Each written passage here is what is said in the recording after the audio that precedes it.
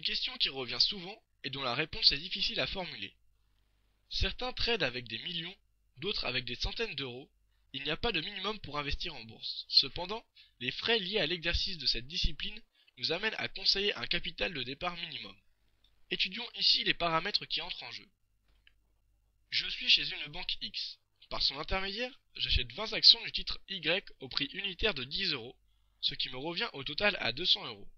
Si l'action prend 5 euros et passe à 15 euros, soit une augmentation de 50%, ce qui est un scénario de moyen ou long terme en règle générale pour la bourse, bien qu'il ne soit pas de règle absolue dans ce milieu, vous revendrez vos titres à 300 euros, soit un gain de 100 euros.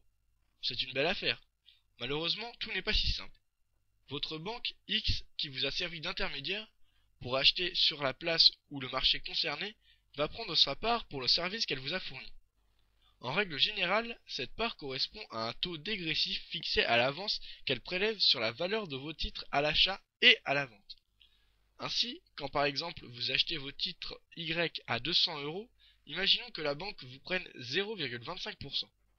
Vous devez donc verser en plus 5 euros à votre banque à l'achat, et en revendant à 300 euros, vous versez encore 7,50 euros, soit en tout 12,5 euros à déduire de votre plus-value, qui revient donc à 100 moins 12,5 est égal à 87,50 euros net.